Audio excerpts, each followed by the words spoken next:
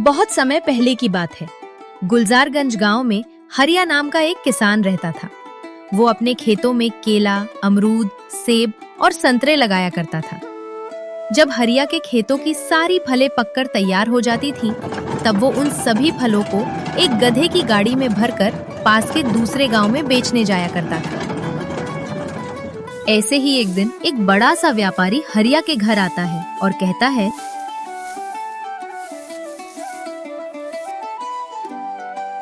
अरे हरिया, मैंने सुना है कि तुम्हारे खेतों में बहुत अच्छे अच्छे फल होते हैं। अगर तुम चाहो तो अपने सारे फल मुझे ही बेच दिया करो। और हाँ, मेरा बहुत ही बड़ा फलों का कारोबार है। मैं तुम्हें अच्छे दाम दूंगा और तुम्हें दूसरे गांव जाकर बेचने की मेहनत भी नहीं करनी पड़ेगी। कहो हरिया, तुम क्या कहते हो? क्षमा प्रार्थी हूँ सेठ।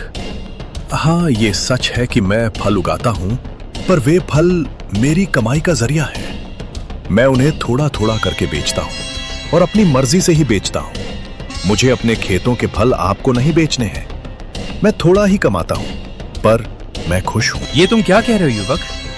तुम्हारा पूरा गांव मुझे फल और सब्जियां बेचता है और कभी कभी तो लोग फसल तैयार होने से पहले ही उसकी कीमत लेकर चले जाते हैं।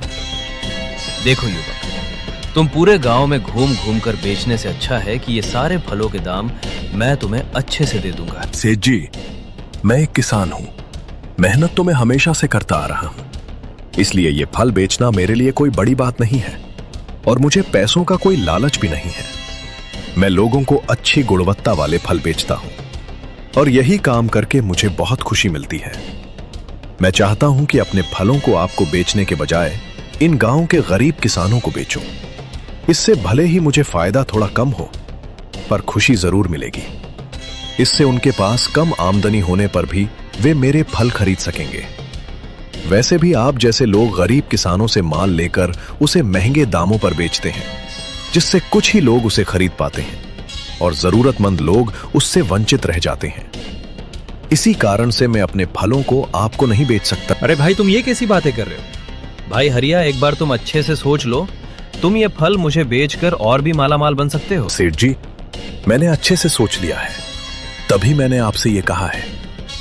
आशा करता हूँ सेठ जी, आपको मेरी ना कहना बुरा नहीं लगा होगा। इतना कहने के बाद भी जब हरिया ने अपने फलों को उस व्यापारी को बेचने से मना कर दिया, तो व्यापारी आग बबूला होकर वहाँ से चला जाता है। फिर हरिया अपने फलों को लेकर उन्हें बेचने के लिए निकल जाता है। काफी रात हो गई है, मुझे अब कहीं आराम करना चाहिए। तभी वहाँ सोया हुआ सेठ वहाँ से उठ जाता है और कहता है, अरे इतनी रात को यहाँ कौन आया है? अरे भाई, कौन हो तुम? तुम तो हमारे गांव के नहीं लगते। हरिया ने जब उस व्यक्ति को देखा तो उसे लगा कि ये बहुत भला व्यक्ति है, इसलिए वो उस व्यक्ति के पास चला जाता है। सेठ जी, मेरा नाम हरिया है। मैं पास के गांव से यहाँ आया हूँ। मैं अपने फलों को बेचने आया था, मगर यहाँ के रास्ते थोड़े खराब होने के कारण मैं घर नहीं पहुंच सका और अब काफी रात भी हो चुकी है। ऊपर से इतने अंधेरे में मैं अपने घर नहीं जा पाऊंगा। तो क्या मुझे यहाँ कहीं रहने की जगह मिल सकती है? आज तो बकरा खुद हलाल होने आ गया है।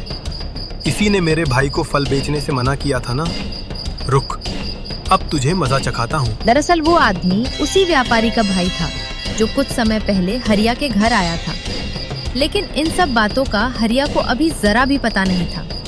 हरिया को तो वो आदमी बहुत ही दयालु और भला इंसान लग रहा था, जबकि उसके मन में कुछ और ही चाल चल रही थी। अरे मेरे भाई, तुम्हें कहीं और जाने की कोई आवश्यकता नहीं है। मेरा इतना बड़ा घर है, तुम आज रात यहीं बिना किसी परेशानी के ठहर सकते हो। आपका बहुत बहुत धन्यवाद सेठ जी। आप जैसे भले लोग हैं, तभी हम जैसे गरीबों को सहारा मिलता है। अरे भाई, इसमें कौन सी बड़ी बात है? एक आदमी ही दूसरे आदमी की मदद करता है। ये सब तुम्हारी ईमानदारी और मेहनत का फल है, जो ईश्वर ने तुम्हें यहाँ भेज दिया। और वैसे भी ये तो मेरा कर्तव्य है। वैसे भाई, ये बताओ कि ये सारे फल तुमने किस मंडी से लिए हैं? नहीं सेठ जी, मैं कोई बहुत बड़ा आदमी नहीं हूँ जो मंडी से माल लेकर बेचूं। ये सारे फल मेरे ही खेतों के हैं, जिन्हें मैं थोड़ा थोड़ा करके बेचता हूँ। उसके बाद दोनों के बीच कुछ समय तक बातें होती रहती हैं। सेठ जी, मैं भले ही थोड़ा कम कमाता हूँ, पर मैं अपने फल इन ठेकेदारों को नहीं बेचता। मैं अपने फलों को उतने ही दामों में बेचता हूँ ताकि जरूरतमंद लोग भी उन्हें खरीद सके। भाई तुम्हारी सोच बहुत अच्छी है। अगर सारे किसान तुम्हारी तरह सोचने लगे तो हमारे गांव की गरीबी काफी हद तक मिट सकती है।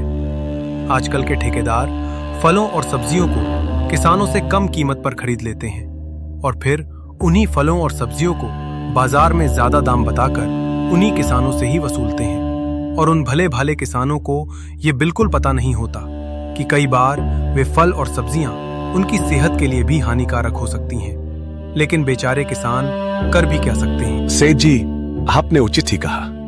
हमारे किसान भाइयों के साथ ऐसा न हो, इसलिए मैं अपने फलों को इन ठेकेदारों को नहीं बेचता।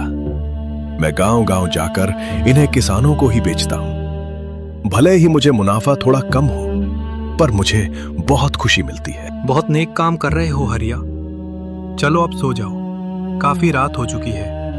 तुम्हें कल अपने घर भी जाना है। हाँ सेठ जी, आपने सही कहा। अब मैं भी थोड़ा आराम कर लेता हूँ। उसके बाद हरिया चारपाई पर बैठे बैठे बुदबुदाने लगता है। ये सेठ जी तो बहुत अच्छे इंसान हैं। इतना धन और आलीशान बंगला होने के बाद भी इनमें जरा सा भी घमंड नहीं है और इनका मन भी कितना कोमल है। मुझ जैसे बेसहारा किसान को इन्होंने बिना कुछ सोचे समझे सहारा दे दिया। इस संसार में ऐसे इंसान बहुत कम मिलते हैं।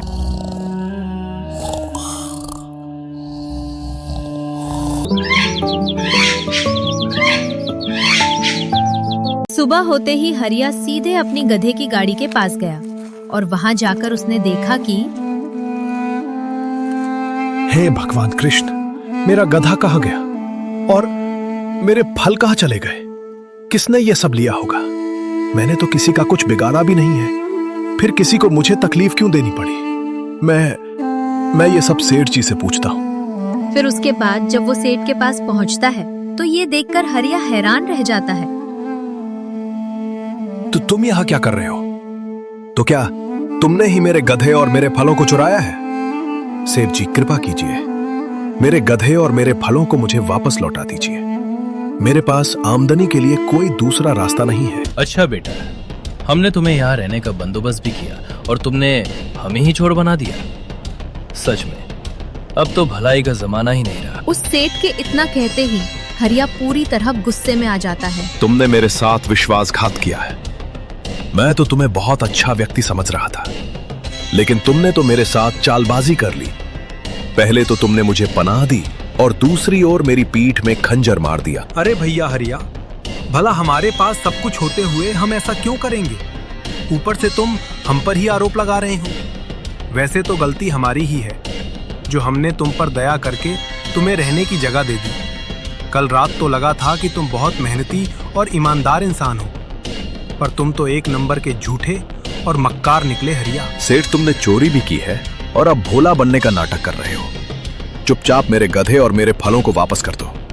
मैं यहाँ से बिना कुछ कहे चला जाऊंगा। उसके बाद सेठ लाला और मनु हरिया को वहाँ दबाव डालकर धमकाने लगते हैं। ज्यादा मत बोल बच्चे, यहाँ से चुपचाप चला जा, वरना धक्के मारकर यहाँ से निकलवा दूंगा। सेठ, मैं ये बात पंचायत में जरूर कहूंगा। ये सुनते ही सेठ अपने लोगों को बुला लेता है और उनसे हरिया की बहुत पिटाई करवाता है। लाला और मनु ने इतना पिटवाया कि हरिया ठीक से चल भी नहीं पा रहा था। फिर भी किसी तरह लड़खड़ाते हुए हरिया अपनी गाड़ी के पास पहुंचा और अपने फल की टोकरी को कंधे पर उठाकर सीधे मुखिया के घर की ओर चल पड़ा। कुछ ही देर में हरिया मुखिया के घर पहुंच जाता है। वहां पहुंचते ही हरिया अंदर जाने ही वाला होता है कि तभी वहां खड़ा एक व्यक्ति बोल पड़ता है। अरे भाई, कहाँ जा रहे हो? अरे भाई, मुझे मुखिया जी से मिलना है। भैया जी, मुखिया जी पास वाले गांव में गए हैं। अगर तुम चाहो तो वहां जाकर अपनी परेशानी बता सकते हो। ठीक है बड़े भाई, आपका बहुत बहुत धन्यवाद। इतना कहकर हरिया वहां से उस गांव की ओर निकल पड़ता है और कुछ ही देर में वो उस गांव में पहुंच जाता है। हरिया ने उस रात की सारी घटना मुखिया नारायण को सुना दी। अगर तुम्हें ऐसा लगता है कि तुम्हारे गधे और तुम्हारे फल लाला और मनु ने चुराए हैं, तो मैं उन्हें तुम्हें वापस दिलाने की कोशिश कर सकता हूं। लेकिन जैसा तुमने बताया, वो बहुत ही पैसे वाला आदमी है। उसके पास पैसा, महल और सब कुछ है। तो भला इतने पैसे वाला आदमी तुम्हारे थोड़े से फल और गधे को रखकर क्या करेगा? मुझे तो ऐसा लगता है कि तुम्हारे गधे और फल किसी और ने चुराए होंगे। नहीं नहीं मुखिया जी, मुझे पूरा यकीन है कि ये काम कोई और नहीं कर सकता। ये काम सेठ लाला और उसका भाई मनु ही कर सकते हैं। इसका फैसला तो सेठ मनु और लाला से बात करके ही किया जाएगा। उसके बाद मुखिया गांव के एक व्यक्ति से कहता है कि वो लाला और मनु को बुला कर लाए।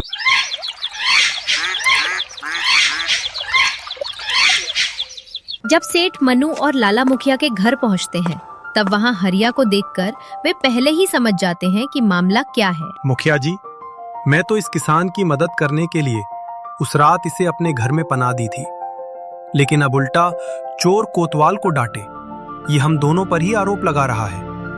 भला मैं इसके गधे और इसके फलों को क्यों चुराऊंगा? मेरा तो खुद का फलों का बड़ा व्यापार है। मुझे इसके फलों की भला क्या आवश्यकता हो सकती है? इसे तो मेरा एहसान मानना चाहिए। इसकी जो भी चीजें चोरी हुई हैं, मुझे उसके बारे में कुछ भी पता नहीं है मुखिया जी। हाँ, मुझे भी कुछ ऐसा ही लग रहा है, पर चोरी तुम्हारे घर के सामने से ही हुई है, इसलिए इस व्यक्ति का आरोप लगाना गलत भी नहीं है और तुम्हें भी इसका जवाब देना ही होगा। और हाँ, तुम जो फलों का व्यापार करते हो उसमें से एक फल यहाँ लेकर आ सकते हो। हाँ, क्यों नहीं मुखिया जी, मैं अभी फल लेकर आता हूँ। इतना कहकर दोनों वहां से अपने घर की ओर निकल जाते हैं। वहीं दूसरी ओर मुखिया हरिया से चोरी की सारी बातें विस्तार से जानने लगता है।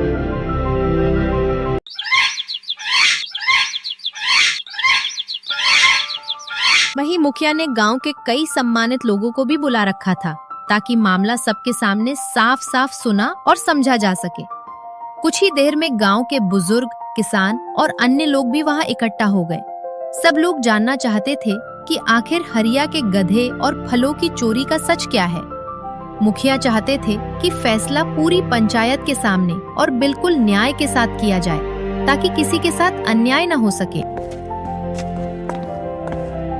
लो मुखिया जी, मैं अपने गोदाम से फल लेकर आ गया हूँ। ये भाई तरह तरह के खेतों में उगने वाली सब्जियों और फलों को अच्छी तरह पहचानता है। ये देखकर और चखकर भी बता सकता है कि फल किस खेत के हैं और उनकी गुणवत्ता कैसी है। ये तो यहां तक पहचान लेता है कि कौन से फल ताजे और अच्छी मिट्टी में उगे हुए हैं और कौन से फल साधारण या कम गुणवत्ता वाले हैं। इसीलिए मैंने इसे साथ लाया है, ताकि ये फलों को देखकर और चखकर बता सके कि ये फल किसके खेत के हो सकते हैं। मंगरू काका, क्या आप इन फलों को जांच कर बता सकते हैं कि ये फल किस खेत के हैं और इनकी गुणवत्ता कैसी है? मंगरू काका उन फलों के पास जाते हैं और उन्हें ध्यान से देखने लगते हैं। देखकर तो बिल्कुल साफ नहीं लग रहा कि ये फल किस खेत में उगाए गए हैं, लेकिन अगर मैं इन्हें चखकर देखूं, तो शायद ये पता चल सकता है कि ये फल कैसे हैं और किस तरह के खेतों में उगाए गए होंगे। हाँ मंगरू काका, जल्दी से इन फलों को चखकर देखिए और बताइए कि ये फल कैसे हैं, किसके हो सकते हैं और कहाँ के लगते हैं। मुखिया के इतना कहते ही मंगरू काका सेठ द्वारा लाए गए फलों को चखने लगते हैं। जैसे ही काका ने एक निवाला अपने मुंह में डाला, अचानक उनकी तबीयत बिगड़ जाती है और वे चक्कर खाकर वही जमीन पर गिर पड़ते हैं। ये सब देखकर वहां खड़े सभी लोग घबरा जाते हैं। चारों ओर हलचल मच जाती है। मुखिया जी तुरंत उठकर मंगरू काका के पास पहुंचते हैं और उनकी जांच करने लगते हैं, ताकि पता चल सके कि आखिर अचानक उन्हें क्या हो गया। हरिया, तुम इन्हें तुरंत वैद्य जी के पास ले जाओ। जी मुखिया जी, हम लोग इन्हें तुरंत वैद्य जी के पास ले जाते हैं। जब सभी लोग मंगरू काका को वैद्य के पास ले गए, तब यहाँ मुखिया जी लाला और मनु से कहते हैं, लाला, तुम फलों में नशीली दवाइयां मिलाते हो। तुम गांव के लोगों को नुकसान पहुंचाना चाहते हो। इसका मतलब तुम ये दवाइयां पहले से ही मिलाते आ रहे थे। तुम्हारी वजह से इस गांव में न जाने कितने लोग बीमार पड़े होंगे। अब तो तुमने चोरी ही नहीं बल्कि बेईमानी भी शुरू कर दी है। तुम लोगों की जिंदगी के साथ खेल रहे हो लाला और मनु। इसकी सजा तो तुम्हें जरूर मिलेगी। ये सुनकर लाला और मनु पूरी तरह डर गए। दोनों ने एक दूसरे की ओर देखा और फिर घबराते हुए मुखिया जी को बाहर ले गए, जैसे वे उनसे अकेले में कुछ कहना चाहते हैं। मुखिया जी, ये फल मेरी मंडी के नहीं थे, ये तो उसी हरिया के फल थे। उसी हरिया ने इन फलों में नशीली दवाइयां मिलाई हैं। अगर मुझे ये बात पहले से पता होती तो मैं उसके फल और उसका गधा कभी नहीं लेता। मैं तो निर्दोष हूँ मुखिया जी। इस सब का जिम्मेदार वही हरिया है। अगर आपको सजा देनी है तो उसे दीजिए, दोषी वही है। वो लोगों को नशीले और निम्न गुणवत्ता वाले फल बेचता है, और अगर आप मुझे आज जाने देंगे तो मैं आपको मुंह मांगा धन दूंगा। अरे लाला और मनु, एक तो चोरी, ऊपर से सीना चोरी। इतना सब गलत करने के बाद भी तुम अपनी गलती छुपाने की कोशिश कर रहे हो। उस बेचारे ईमानदार हरिया को बलि का बकरा बनाना चाहते हो। अब तो मुझे पूरा यकीन हो गया है कि इस सब के पीछे तुम्हारा ही हाथ है। न जाने तुमने अब तक कितने निर्दोष लोगों को परेशान किया होगा। इसी बीच वहाँ गांव के सारे लोग और मंगरू काका भी पहुँच जाते हैं। मंगरू काका को ठीक ठाक खड़ा देखकर लाला और मनु हैरान रह जाते हैं। अरे मुखिया जी, ये तो पूरी तरह तंदुरुस्त है, इसे तो कुछ हुआ ही नहीं है। और अगर इसे कुछ हो भी जाता तो वह फल मेरे नहीं थे, वे तो हरिया के थे, इसलिए गलती भी उसी की मानी जाती। वैसे भी मैंने तो बस उसके फल और गधे चुराए थे, उनमें कोई दवाइयाँ थोड़ी मिलाई थी। चलो, अब तुमने अपनी बेईमानी खुद कबूल कर ली है। वैसे भी तुम सच में चोरी की है, ये बात तुम मान लो, इसलिए हम सब ने ये सारा नाटक रचा था। मंगरू काका कोई फलों और सब्जियों के जानकार नहीं है, और इस बेचारे हरिया के पास कोई सबूत नहीं था, इसलिए हमें ये चाल चलनी पड़ी। जब हरिया ने तुम्हें फल बेचने से मना किया तो तुमने उसे घर में पनाह देकर उसके साथ धोखा किया। तुम दोनों जैसे इतने धनवान लोग, जिनके पास सब कुछ होते हुए भी इतनी नीच और घिनौनी हरकत करेंगे, ये मैंने कभी सोचा भी नहीं था। लाला और मनु, तुम जैसे इतने धनवान लोग भी इतने चालाक और लालची हो सकते हो कि अपने फायदे के लिए गांव को किसी भी तरह का नुकसान पहुंचा देते हो। मुझे तुम जैसे बेईमान लोगों के साथ कोई भी व्यापार नहीं करना है। ये सब सुनकर लाला और मनु को अपनी गलती का एहसास होने लगता है।